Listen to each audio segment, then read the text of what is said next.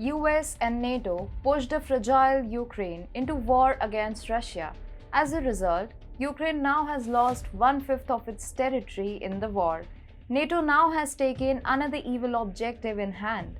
It is arming European countries to fight its war against Russia. However, Slovenia has realized NATO and US objectives. It has shown NATO its digitus medius and denied compromising its sovereignty. Hello and welcome to TFI Global, the foreign affairs and geopolitical analysis arm of the TFI Media Crew.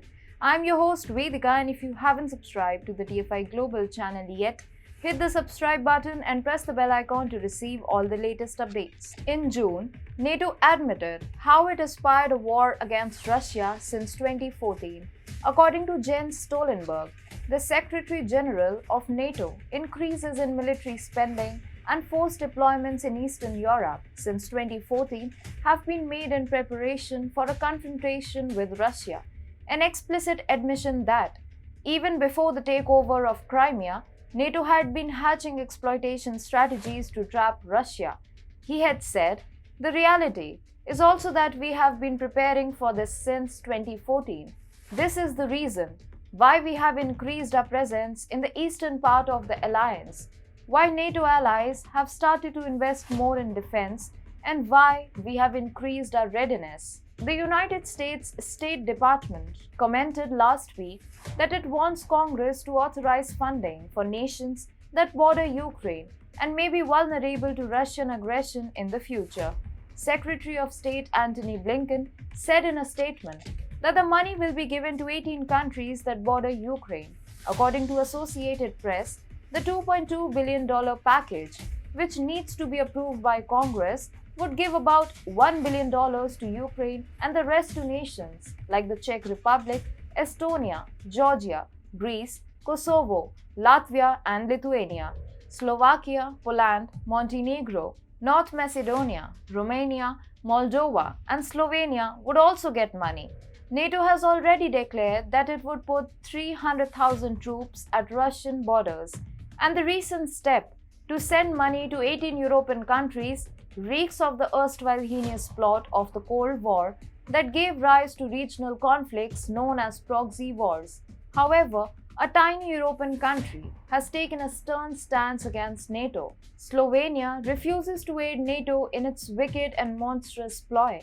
The present Slovenia government has terminated an agreement worth €281 million with the organization for joint armament cooperation to buy 45 Boxer armored personnel carriers.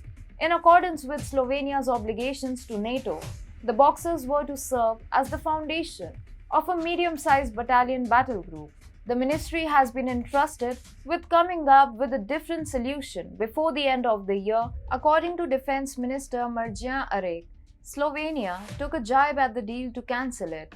Prime Minister Robert Golob said, "Our objective is to satisfy NATO requirements regarding the capabilities of our battle groups, but not at any cost and most certainly not with prototypes." He added, "What we are going to be looking for in the future is how to secure these capabilities much more efficiently and cheaply and as compliant as possible with what the Slovenian army already has. This step by a petite country will impact the whole of Europe. Slovenia has shown the light. It has chosen its sovereignty over the game of global superpowers. Other bigger nations need to learn from Slovenia and stop being a puppet of NATO. NATO, with its Cold War 2.0 mentality, is committing an inexcusable sin against humanity. With this latest act, it could leverage the economic disparities and vulnerable psyche that already has been spreading across the Europe terrain. The fag end of this will be a new Cold War led by NATO, not just against Russia, but against humanity. In this, Slovenia has presented as an example for European countries to deny being a junior partner to the US, as it comes with a terrible price that Ukraine is already facing.